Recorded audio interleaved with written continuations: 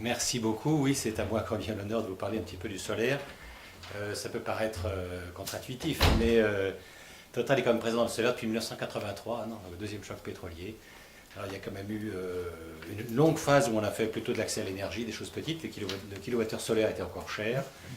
2007, premier changement, décision de faire du solaire une contribution importante du groupe Total. Et puis, je dirais, plus récemment, 2015, une accélération importante qui vise à faire de Total un des acteurs majeurs mondiaux du solaire. Voilà.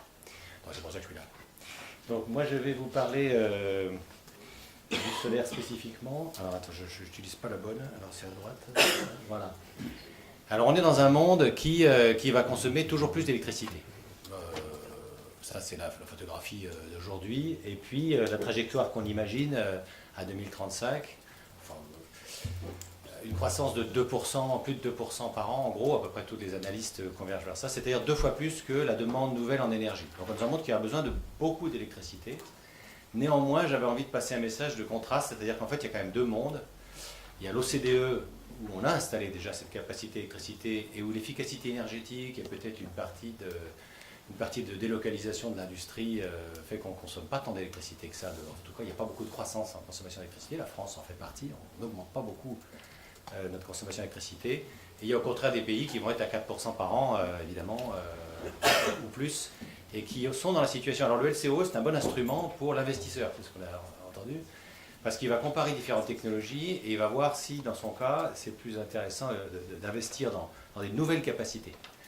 C'est un petit peu moins évident pour quelqu'un qui a déjà les capacités installées et qui se demande comment il va faire une transition énergétique d'une technologie à l'autre. Parce que ça ne se présente pas tout à fait dans les mêmes termes. Bon, néanmoins, c'est un instrument très pratique parce qu'il permet de comparer des choux et des carottes, ce qui est assez difficile, c'est-à-dire une centrale à charbon, une centrale nucléaire, une éolienne, un parc photovoltaïque. C'est des choses que normalement on ne saurait pas comparer. Donc on les rassemble dans une seule valeur. Alors on voit qu'aujourd'hui ça sert même à comparer les projets solaires entre eux ou les projets renouvelables entre eux. C'est intéressant. Normalement c'était fait plutôt pour comparer des choux et des carottes, des technologies très différentes qu'il est très difficile de comparer. Donc ça a des limites, ça a de gros avantages aussi. Ce qu'on peut voir aussi sur cette slide, c'est, moi j'avais envie de vous montrer la taille des secteurs, c'est-à-dire que où est-ce qu'on consomme de l'électricité et où le solaire va avoir du sens. Et ben, le solaire va avoir une valeur, la valeur du kilowattheure solaire, c'est pas forcément la même chose que son coût, que son LCOE, parce que si vous êtes dans le résidentiel par exemple et que vous faites de l'autoconsommation, ou dans l'industriel, vous voyez, entre résidentiel, industrie et commercial, on fait les 3 quarts de la consommation. Ça, c'est des gens qui peuvent faire de l'autoconsommation. On peut avoir sa centrale à côté de son usine, on peut avoir une toiture solaire, et la valeur du kilowattheure va se comparer plutôt au tarif à la prise, à ce que je vais payer à l'électricité, et je vais échapper aux pertes, notamment les 8% de pertes que vous voyez là-haut d'électricité, c'est quand même considérable. Donc si je produis là où je consomme, j'échappe quand même pas mal aux pertes. Donc voilà, le kilowattheure n'a pas la même valeur. Le kilowattheure solaire n'aura pas la même valeur non plus. Si je le produis dans un pays où la courbe de production ressemble à la courbe de consommation, de la climatisation typiquement, mon kilowattheure solaire a beaucoup de valeur. En revanche, en Californie à midi, si j'ai installé beaucoup de kilowattheures solaires, ou au Chili, dans l'Atacama à midi par exemple, il y a beaucoup de kilowattheures solaires et peut-être peu de consommation, mon kilowattheure vaudra zéro. Voilà. Ou du nucléaire la nuit, on peut dire, ça va pas forcément très cher si personne n'en veut. Donc il faut prendre la mesure que quand on simplifie sur une seule valeur, on perd évidemment beaucoup de nuances de ce que ça vaut, le kilowattheure solaire. Et je peux changer la valeur de mon kilowattheure solaire en rajoutant une batterie, par exemple. Je vais changer sa valeur, je vais augmenter la valeur de mon kilowattheure solaire. Ou en mettant de la flexibilité sur la consommation. Donc, toute chose qui rend difficile l'approche par LCOE, néanmoins, ces limites étant posées, elles ont déjà été posées un petit peu avant, c'est quand même un instrument qui est pratique. Qui permet de voir aussi, alors il y a un autre élément, c'est que le coût du solaire et des nouvelles technologies, c'est encore une nouvelle technologie en train d'émerger. On va dire elle est massive, mais elle est quand même encore en train d'émerger dans la mesure où on ne sait pas encore prévoir très bien ce qu'elle va donner et où la courbe d'apprentissage, on est en plein dedans. On est en plein dans la courbe d'apprentissage, on ne peut pas dire qu'on est vraiment mature. Et plus on accélère la mise en œuvre du solaire, plus on fait baisser son coût. C'est pour ça qu'on se trompe beaucoup, c'est ce que je voulais vous montrer ici à gauche. Ce sont les projections chaque année de l'Agence internationale de l'énergie pour les années suivantes. Vous voyez, projections à 5 ans. Donc à chaque fois, on fait des projections linéaires et à chaque fois, on est surpris par ce qui se passe l'année d'après. Donc vous voyez que chaque année, la courbe se redresse. Et on est plutôt sur 10 ans, finalement, on est plutôt dans une accélération. Oui, on a des pentes en deuxième dérivée seconde, on a envie de dire, il y a une dérivée seconde. Hein, on est plutôt dans une exponentielle que dans du linéaire. Et on a du mal à appréhender ce phénomène. C'est pour ça qu'on est toujours surpris par le solaire aujourd'hui et que j'attire attention sur ce point parce qu'il faut bien mesurer que à chaque fois on projette sur l'avenir aussi les préjugés qu'on a sur le passé. C'est-à-dire qu'on regarde là et puis on se dit, bon, ça va ressembler, le futur va ressembler au passé. Et on se trompe très souvent, évidemment. Notamment sur le long terme. Et à droite, vous voyez l'impact sur les prévisions à long terme de la part prise par le solaire dans le mix énergétique mondial. L'erreur va être encore plus grande finalement que celle qu'on fait sur l'année prochaine. Et on se trompe déjà sur l'année prochaine. Donc on va, d'une année sur l'autre, vous voyez que la IE peut réévaluer ses prévisions à long terme de plus de 40% sur la part des renouvelables. Donc il ne faut pas faire une confiance aveugle dans les projections évidemment des prospectivistes, on le sait. Mais on a un bel exemple sur le solaire, on s'est toujours trompé, et probablement on va se tromper encore. Et peut-être dans l'autre sens, il y a un moment où justement les problèmes d'intégration dans le réseau, et à certains niveaux, à certains seuils, peut-être on va sous-estimer d'autres formes de freins. Avec en Chine par exemple aujourd'hui, ils ont été tellement vite qu'ils sont obligés de mettre à la terre 6% des kilowattheures solaires qu'ils produisent, parce qu'ils n'ont pas pris le temps de les raccorder, quoi. Il n'y a pas eu le temps de faire les lignes raccordées, donc ils n'ont pas de réseau. Donc il y a 6% quand même du kilowattheure solaire qui est perdu, c'est quand même considérable. Alors qu'est-ce qu'on observe? On a aussi, tout à l'heure on a dit que le LCOE c'est pas forcément la même chose qu'un PPA, qu'un prix d'un appel d'offres. Et c'est évident, évidemment. Néanmoins, on verra tout à l'heure qu'on arrive un petit peu à réconcilier. C'est quand même intéressant d'essayer de rapprocher le prix d'un PPA. Normalement, un PPA, c'est-à-dire que le prix auquel j'accepte de vendre le kilowattheure, de construire la centrale et de le vendre, il devrait être un peu au-dessus du LCOE normalement. C'est-à-dire qu'on devrait normalement faire un profit. Enfin, sinon, on arrête le boulot, quoi. Donc, il faut un petit peu gagner de l'argent. Donc, normalement, et ce n'est pas ce qu'on observe forcément en ce moment, on a tendance à voir des appels d'offres qui sont plutôt en dessous, souvent des LCOE, dans un certain nombre de cas. Pas toujours, en France c'est un peu au-dessus. Alors pourquoi? Parce que là aussi on est dans une dynamique extrêmement forte. La massification de la production, des usines géantes qui se construisent en Chine.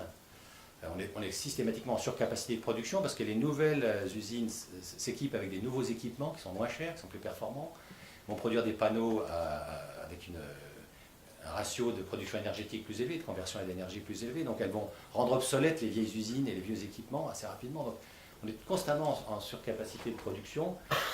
Et on peut dire aussi qu'il y a un petit peu de dumping, qu'on vend peut-être en dessous. Il n'y a pas beaucoup de gens qui gagnent de l'argent à fabriquer des panneaux solaires. Il y a First Solar qui en gagne encore. C'est pas facile de gagner de l'argent aujourd'hui en fabriquant des panneaux solaires parce que la compétition pour les vendre est extrêmement dure. Et que ces usines massives construites en Chine, vous voyez, la plupart des gros acteurs, alors on en voit deux, il y en a un qui s'appelle Canadian Solar, qui a un petit drapeau canadien, mais honnêtement c'est quand même très chinois.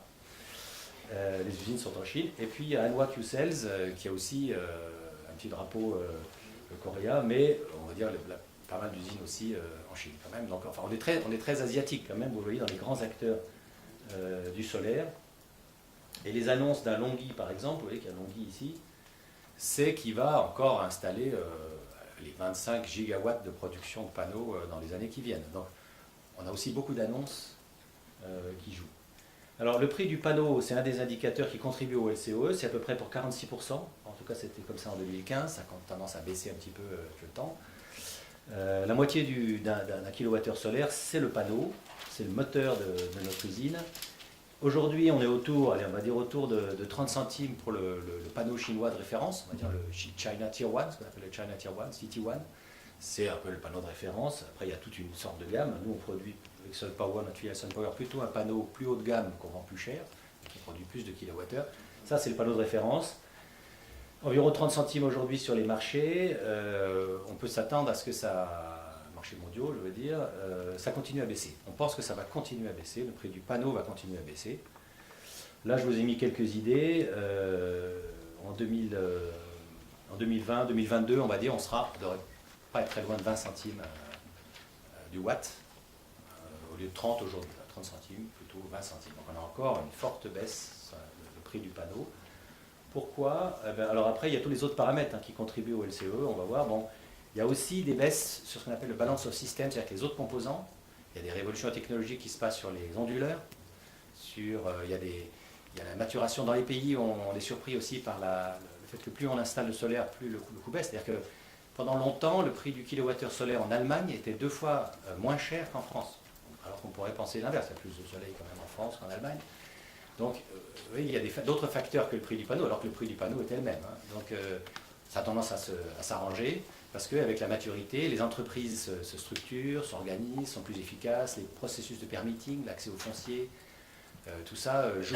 Voilà. Et aussi le coût d'accès au capital, effectivement, les banquiers aussi se découvrent qu'il y a un marché, qu'on peut faire des affaires, etc.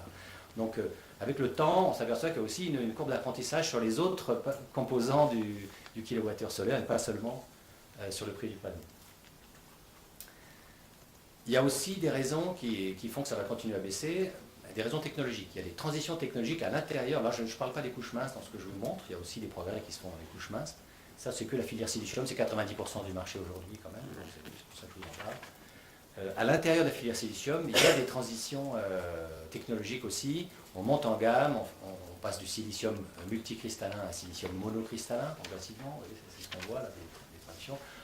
On va passer de certains dopages, on va plutôt du P-type vers le N-type, des dopages différents. On va rajouter ce qu'on appelle le PERC, c'est un truc qu'on met en bout de chaîne de fabrication de la cellule. On va rajouter une fonctionnalité de traitement de la cellule qui va encore rajouter 1% de rendement, d'amélioration des rendements. Vous voyez, on arrive à modifier les chaînes existantes pour leur rajouter des choses. On arrive à faire du sillage diamant, par exemple, alors qu'avant on faisait du sillage.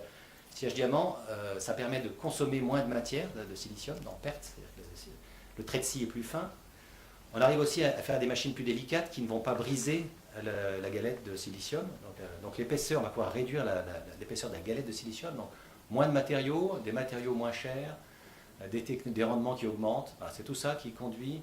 Donc il y en a sous le pied encore dans le solaire. Voilà, on va encore pouvoir descendre le prix du bois. Alors, si on regarde ça sur 20 ans, ça ressemble un petit peu à ce que vous avez vu tout à l'heure, mais c'est un petit peu séparé géographiquement, parce que évidemment la géographie va beaucoup compter dans les calculs du LCOE. Ça sert, comme je vous l'ai dit, beaucoup à comparer les technologies pour un nouvel investisseur, mais ça va être différent en Chine, en Inde, aux États-Unis ou en Europe. Dans l'ensemble, la trajectoire générale, c'est que les renouvelables ont gagné la bataille. C'est-à-dire qu'en gros, solaire et éolien ne sont plus en concurrence avec les fossiles pratiquement, enfin, en tout cas ne le seront plus assez rapidement. C'est encore un peu le cas, je sais que la Banque africaine de développement vient d'autoriser le financement de centrales à charbon en Afrique, au Nigeria, ce qui est un peu désolant. Nous, on avait des propositions alternatives, mais pas forcément été entendues. Le charbon n'est pas cher, il faut reconnaître, il n'est pas cher aujourd'hui, mais quand on regarde ces courbes, on sent bien que la bataille est perdue pour les énergies fossiles à long terme, pour la génération électrique en tout cas. Après, il reste une bataille entre le gaz et le charbon. C'est pour ça qu'il faut mettre un prix au CO2, parce que c'est pas si évident que le gaz va gagner, ça dépend. En gros, quand même, voilà, vous voyez, il n'y aura pas de moyen assez rapidement moins cher de produire de l'électricité que d'utiliser du solaire. Bon, c'est ça qu'on peut retenir. Voilà. Alors, ça c'est un travail qui a été fait par l'encre que j'ai trouvé intéressant, que Alain Grandjean a cité aussi. Ils ont quand même essayé de réconcilier justement les résultats des appels d'offres et des modélisations des LCOE. Le type de modèle que vous avez vu avant, bon, c'est un modèle qui utilise les variations géographiques avec deux gros paramètres. Il y a la taille des centrales qui va compter beaucoup. Plus vous faites une grosse centrale, plus vous amortissez tous les coûts fixes, toute la partie développement, coût de développement dont je vais parler. Pas tellement le coût du panneau, parce que le coût du panneau, il est, je dirais, scalable. C'est-à-dire que oui, plus vous mettez de kilowatts, plus vous mettez de panneau. Quoi. Donc ça ne joue pas tellement l'échelle. En revanche, tous les autres coûts, tous les coûts de foncier, etc., les coûts fixes, tout ça, ça se réduit avec la taille. Donc entre une centrale de 10 MW et une centrale de 100 MW, on ne va pas avoir les mêmes courbes de coûts. Et évidemment, il y a l'irradiation qui va jouer, l'ensoleillement. Donc on voit ici ce facteur sur 4 cas par exemple. Donc, ici à gauche, c'est l'Allemagne, c'est Dresde. Vous avez la France, Toulouse, Naples et San Diego. Et on essaye un petit peu de réconcilier un calcul théorique qui sont les courbes que vous voyez pour une centrale de 10 MW en haut aujourd'hui et pour une centrale future en rouge. On arrive assez bien à réconcilier l'Allemagne. L'Allemagne est un marché mature, ils ont installé 40 gigawatts de solaire. C'est un marché bien mature pour le solaire, assez efficace. Vous prenez votre téléphone, vous appelez au coin de la rue, il y a quelqu'un qui va vous installer des panneaux, c'est très très rodé. on arrive à peu près à réconcilier les appels d'offres, le prix du kilowattheure. Alors là, c'est pour des centrales au sol, hein. Je parle ici, ce qu'on appelle les UPP, c'est les centrales, des fermes solaires. Par comparaison, la France est un peu au-dessus. Pourquoi? Si on regarde bien, c'est ce qu'il indique, c'est-à-dire qu'il y a des taxes en France qu'on n'a pas ailleurs. Donc la France taxe plus le kilowattheure solaire. C'est pour ça que le prix est un petit peu plus cher. Et la France est un pays où le loyer commence à monter aussi parce qu'on a une raréfaction des terrains, parce que le foncier est difficile d'accès, parce qu'on a interdit le défrichage, on a interdit de faire du solaire dans les zones agricoles, on flèche les projets vers des zones plutôt dégradées. Voilà. Donc cette raréfaction sur le foncier, plutôt ces contraintes, ces exigences en matière de foncier utilisable pour du solaire, ça fait monter un peu les loyers, évidemment, par rapport à d'autres pays. Voilà. Et puis, il y a des coûts de raccordement qui sont plus élevés en France qu'ailleurs. Ils sont un peu en monopole quand même en France, donc on ne peut pas forcément s'étonner. Voilà. Alors, si on regarde l'Italie, qu'est-ce qui va faire monter le prix du kilowattheure en Italie solaire? C'est plutôt l'accès au capital. On l'a dit tout à l'heure, il peut y avoir une grosse variabilité entre 2 et 10% d'accès au capital. En gros, c'est la fourchette qu'on trouve sur les pays. Ça fait une énorme différence, évidemment, pour le coût du solaire, parce que tout est dans l'investissement. Après, ça coûte zéro. Le coût marginal. Là, on parle de coût d'investissement, parce que le coût marginal, une fois que la centrale est faite, en termes de mérite order, c'est zéro. La centrale, elle ne coûte pratiquement plus rien une fois qu'elle est construite. C'est de l'énergie fatale. Donc, en termes de courbe de... C'est évident qu'une centrale solaire passera en premier dans la courbe de mérite. Et San Diego, on voit que c'est un petit peu moins cher parce que les terrains sont pas chers. Si on regarde à l'échelle un peu plus large, à l'échelle mondiale, on essaie de réconcilier. On a cité tout à l'heure des chiffres d'appel d'offres extrêmement bas à Abu Dhabi, à 20 euros du mégawattheure, vous l'avez cité. C'est celui qui est en bas à droite, là, c'est le plus performant.